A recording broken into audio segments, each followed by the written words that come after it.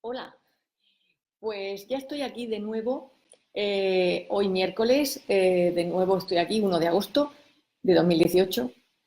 Estoy dispuesta a compartir contigo pues el título que le he puesto hoy a la intervención de hoy. Voy a ver si bajo un poco la cámara. Sí, que le he puesto a la intervención de hoy que quería compartir contigo, que se llama Aprende a pensar. Aprende a pensar basado en la historia de Niels Bohr.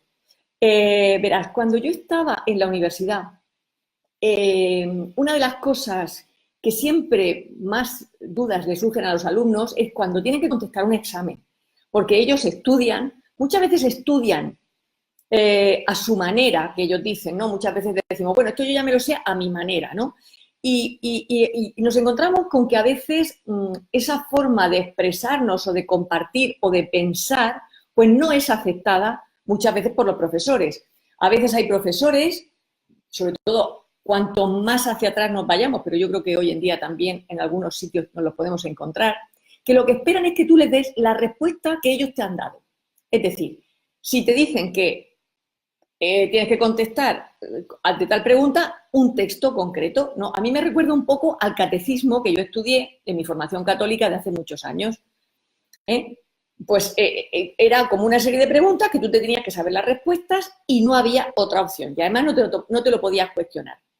Cuando yo estaba en la universidad, a mí me parecía que lo más importante de un alumno era ver cómo pensaba, porque si yo no descubría cómo pensaba, no podía identificar dónde tenían un error y un fallo que les hacía conducir en su ruta de pensamiento para llegar a las conclusiones que llegaban. O sea, si yo no les escuchaba y no me daba cuenta de cómo estaban pensando y razonando, yo no les podía ayudar, porque ahí identificaba, pues tienes un fallo en este concepto, tienes un fallo en este concepto, ¿no?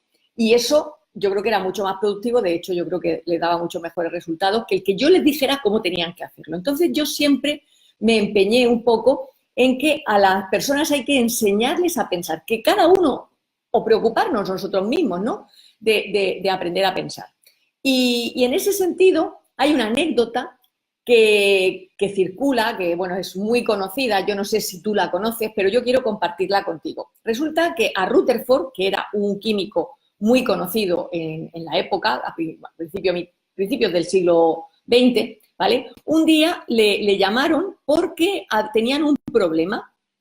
Tenían un problema porque resulta que a un alumno le habían hecho una pregunta de física y el alumno había dado la respuesta correcta, pero no era la que le había dado el profesor. O sea, el profesor lo que intentaba era ver si sabía lo que él le había enseñado, pero el alumno dio la respuesta correcta, pero no aplicó lo que el profesor le había enseñado. Entonces, tenía una duda porque entonces no sabía el profesor que le consultó a Rutherford qué hacer. Y la pregunta del examen decía, ¿qué haría usted para determinar la altura de un edificio con la ayuda de un barómetro? Entonces, teóricamente, por física, la diferencia de presión hace que yo pueda calcular la altura, pero bueno, eso lo sabe un físico. El estudiante había respondido, lleve el barómetro a la azotea del edificio, átele una cuerda muy larga, descuélguelo hasta la base del edificio, marque y mida la longitud. Y la longitud de la cuerda es igual a la longitud del edificio. Claro, es absolutamente lógico, ¿no? O sea, tú coges y le das una cuerda, le atas al barómetro por decir algo, porque le han dicho que tenía que ser con ayuda de un barómetro, y entonces vas a obtener la altura del edificio, ¿vale? Claro, entonces el profesor pensó que si le decía, le daba una buena nota porque había contestado correctamente, pues claro, estaba quizá valorando algo que no era lo que tenía que ver con la materia. Entonces le preguntó a Rutherford para ver qué hacía, ¿no? Puesto que Rutherford ya era una persona conocida y sabia. Y entonces le dijo, dale al alumno otra oportunidad de que te conteste. Y le dio 6 minutos para que respondiera a la misma pregunta. Estoy leyendo el texto porque está en internet y no me lo sé concreto, ¿vale? Entonces, si veis que desvío la mirada es porque estoy leyendo, ¿vale? Entonces, le concedió 6 minutos y cuando habían pasado 5 minutos, el estudiante no había escrito nada. Claro, entonces se sorprendieron y le pregunté que si deseaba marcharse y que por qué no escribía. Entonces, el chico dijo, es que se me ocurren muchísimas cosas. Agarre el barómetro, tírelo al suelo desde la azotea del edificio, calcule el tiempo de caída con un cronómetro y aplique una fórmula y también sabrá cuál es la altura.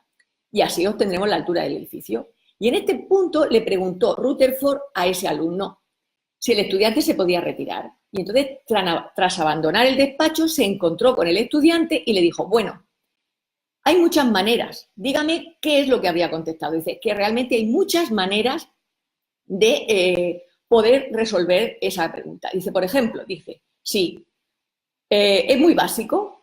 Dice, en este método usted puede coger el barómetro, situarse en las escaleras del edificio desde la planta baja, ir midiendo con la altura del barómetro hasta que llegue arriba, ir marcando la cantidad de alturas de barómetro que hay desde abajo hasta arriba, luego contarlas, multiplicarlas por la altura del barómetro y ya tienes la altura del edificio. Bueno, está claro que es una forma de hacerlo. Por supuesto que si uno quiere un procedimiento más sofisticado, continúo, puede atar el barómetro a una cuerda, moverlo como si fuera un péndulo. Si calculamos que cuando el barómetro está a la altura de la azotea, la gravedad es cero, y si tenemos en cuenta que la medida de la aceleración de la gravedad al descender el barómetro en trayectoria circular, al pasar por la perpendicular del edificio, de la diferencia de estos valores, y aplicando una sencilla fórmula trigonométrica, podríamos también calcular la altura del edificio. Claro, Rutherford se iba sorprendiendo, ¿no? Dice, en este mismo estilo, atas el barómetro a una cuerda, lo descuelgas desde la azotea hasta la calle. Usándolo como péndulo, puedes calcular la altura midiendo su periodo de precisión. En fin, existen un montón de maneras. Dice, pero se me ocurre una que es mucho más sencilla. Dice, coja usted el barómetro, golpee la puerta del portero o de la persona que se encarga de cuidar la finca y dígale, señor conserje, si usted me dice la altura del edificio, yo le regalo este barómetro. Entonces, es una anécdota muy curiosa en la cual lo que al final se concluye es que Niels Bohr, poco después, en el año 1922, consiguió un premio Nobel. ¿Por qué consiguió un premio Nobel? Porque había aprendido a pensar, porque no se había quedado con la primera cosa que le habían dicho, porque se había cuestionado todas las posibilidades. Es decir, cuando uno está en la investigación, normalmente, y es brillante, hace eso. Si eres un mandado, hace lo que te dice el jefe, pero eso pasa en todos los ámbitos de la vida. Y está claro que nos puede pasar, a lo mejor, en etapas o en facetas de nuestra vida en la que nosotros pensamos, y digo, nosotros pensamos o hemos pensado hasta ahora, que no tenemos la capacidad de decidir o de poder tener iniciativa. Pero cuando yo te estoy hablando y te estoy cuestionando acerca de tu propia vida, tú tienes que aprender a pensar qué es lo que quieres. Y esto es algo que yo también intento, y creo que a veces y consigo, enseñarle a las personas que están trabajando conmigo, que están desarrollando los programas de transformación. ¿Por qué? Pues porque es muy importante que tú te cuestiones qué es lo que quieres, qué es lo que piensas acerca de las cosas. El reto que hemos terminado, que se ha hecho durante la semana pasada, hablaba de juicios. No tener juicios, pero elegir no es tener juicios. Yo prefiero esto, porque la vida es como un restaurante o como un supermercado. Hay un montón de cosas que tú puedes elegir, pero tú eliges de tu preferencia. Eso no quiere decir que lo demás no te guste. Eso quiere decir que en este determinado momento has escogido eso. Tú estás, por ejemplo, en una circunstancia especial, te encuentras a dieta, vas a un restaurante con unos amigos, los demás pueden pedir cualquier cosa y tú te pides una ensalada. ¿Por qué? Pues porque para ti en ese momento es lo que tú prefieres. Eso no quiere decir que estés en contra de tomarte unos espaguetis, una paella o un bife de chorizo. No tiene nada que ver. Yo puedo elegir. Y yo lo que te invito es a que elijas en tu vida qué es lo que quieres. Porque en la vida se nos van a presentar muchas personas que nos van a enseñar. Muchas personas que nos van a enseñar. Y hoy quiero compartir algo contigo, algo con vosotros, con mi grupo de incomparables. Fíjate, cuando yo empecé con todos mis cambios, con todas mis angustias vitales, yo me encontraba en la más profunda de las depresiones. Y en ese momento recurrí a una persona que para mí era de mi total confianza, que era psiquiatra, pero por la amistad y la relación que yo tenía con esa persona, ella no me pudo atender no me pudo acompañar, porque según las teorías de los psiquiatras, tú no puedes acompañar a alguien que conozcas. También parece ser que los psicólogos funcionan de esa manera. Yo creo que, no sé, en mi caso a mí eso realmente no me afecta. Pero bueno, la cuestión está en que yo, por indicación de esa persona, estuve en tratamiento de psicoanálisis durante 7 años con una persona que lo único que me hacía ver era que yo era incapaz de poder resolver mi vida. O sea, yo no era capaz nunca de poder terminar aquel proceso, hasta que me harté. Otra de las circunstancias que pasaron con ese acompañamiento que yo tuve a través del psicoanálisis, y con esto no estoy queriendo decir que todos los psicoanalistas sean igual, y quiero que quede muy claro, porque una cosa es la profesión y otra cosa son las personas que la ejercen, y pasa en todo, pasa en todos los aspectos de nuestra vida. Lo que pasó con esta persona es que yo tenía un grave conflicto en mi relación de pareja. Con el tiempo, después de un montón de tiempo, yo, claro, no sabía nada de la historia de esta persona, pero como había esa relación común con esa persona que me envió allí, un día me enteré que la mujer de este hombre quería separarse de él y él no quería. Entonces, claro, él, a mí, no me permitía la posibilidad de que yo tomara esa decisión, con lo cual no me estaba dando la libertad de que yo escogiera lo que yo quería, porque me estaba condicionando con su visión de la vida. Y ya digo que esto no tiene nada que ver con que todos los psiquiatras hagan lo mismo. Yo digo esa persona. Curiosamente, el viernes pasado me vino a consulta una chica que había hecho también psicoanálisis con esta misma persona y me contó una historia muy parecida. Eso no quiere decir que yo esté en este momento descalificando nada, ¿vale? Fijaros, ese primer maestro de mi despertar me condicionó por su propia visión.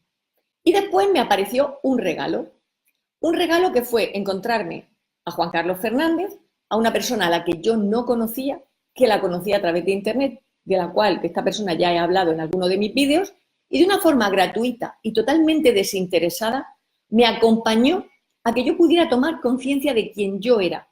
Fue la persona a la que yo siempre agradezco, que me sacó del victimismo, porque durante 7 años de psicoanálisis yo estuve repasando mi pasado. Y lo único que hacía era darme cuenta de lo desgraciada que yo era. Y a mí aquello no me condujo a nada. Simplemente darme cuenta de, bueno, y ya he visto que mi vida es así, ¿y ahora qué hago? Con Juan Carlos Fernández yo cambié de víctima a creadora. Él me hizo ver que si yo había creado, si yo me hacía responsable de que yo había creado todo eso, yo lo podía cambiar. Porque igual que había creado algo, lo podía crear lo que yo quería. Y él fue la primera persona que me hizo darme cuenta de que esto era así. Después, como consecuencia de mi proceso, yo entré en la universidad. Y entré en la universidad y la primera persona con la que me encontré, porque nuestra vida se repite en montones de cosas y no nos damos cuenta. Y de esto me di yo cuenta de mi historia el otro día. Me encontré con una persona fascinante que me deslumbró, al cual tuve acceso rápidamente. Y con esta persona me permitió, eso sí, me abrió la puerta, me permitió entrar a su departamento, entrar a conocer a las personas que trabajaban en su departamento, y cuando yo entré pensando que estaba trabajando con la persona más importante dentro de ese campo, mi sorpresa fue que cuando empecé a conocer a las personas que trabajaban con él, a los becarios, a los alumnos que estaban en su laboratorio, nadie hablaba bien de esta persona. Todo el mundo estaba deseando que desapareciera, lo criticaban, se quejaban de él. Bueno, está claro que estaban en el victimismo, estos también, ¿no? Pero la cuestión está en que esta persona les hacía y les decía cómo pensar y qué tenían que hacer, porque en la universidad y en muchos ambientes de investigación ocurre este tipo de cosas. Hay becarios que hacen los trabajos que luego engrandecen al maestro.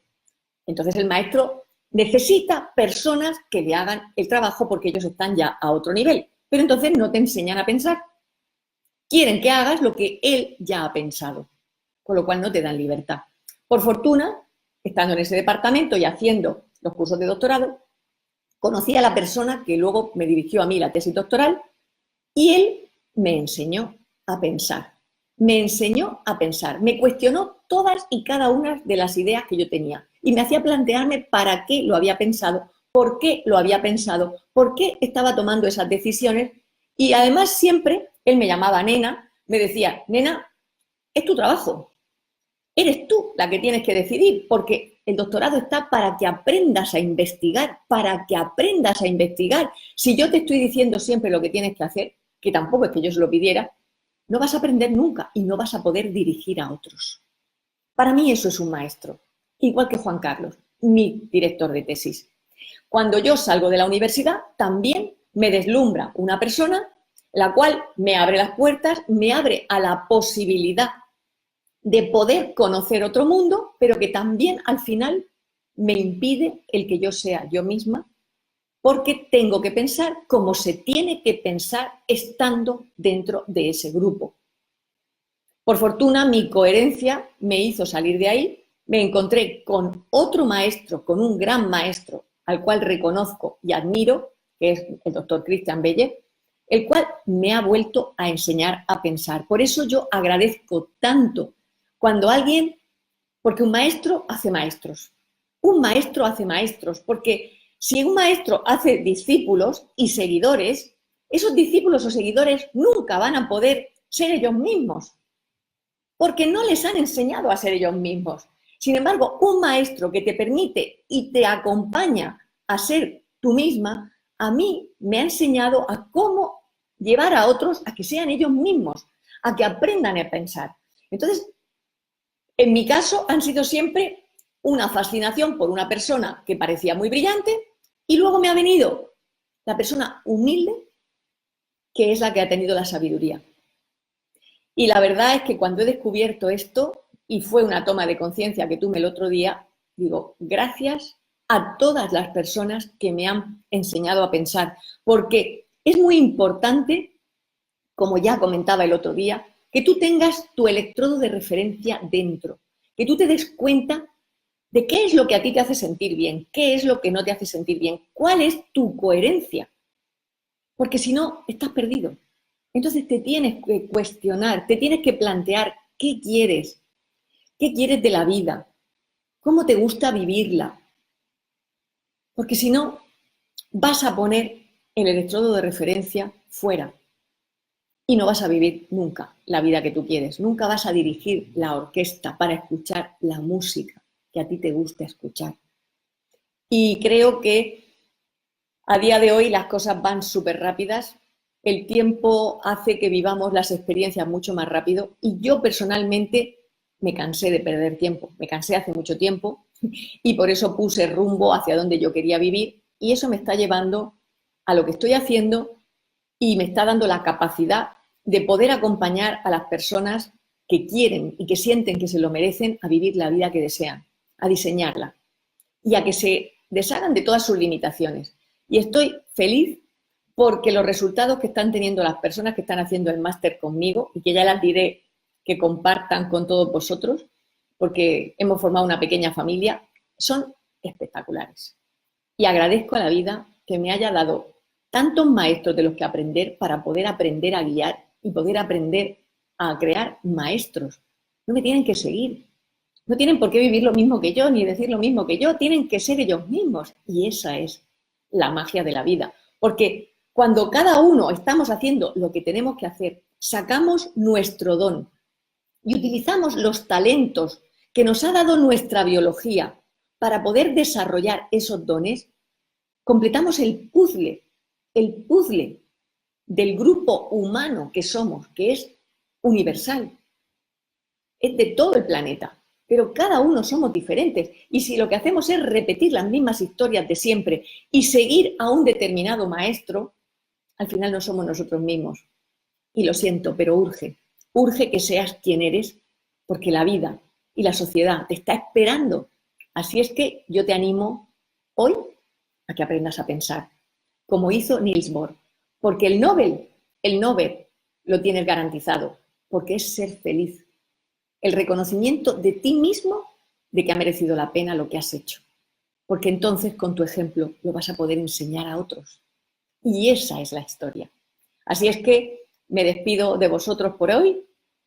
No sé normalmente quién está por aquí. Pilar Cañabate, Marina, gracias, Elisenda. Silvia Lázaro, Elvira,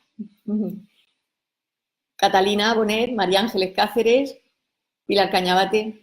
Muchas gracias por acompañarme, porque me está permitiendo mostrar lo que pienso. Bueno, lo que yo he aprendido a pensar, ¿vale? Así es que hasta pronto, el próximo miércoles veré a ver qué se me ocurre. Si se os ocurre algo de lo que queréis que hable, estaré encantada de compartirlo con vosotros. Así es que hasta pronto. Gracias.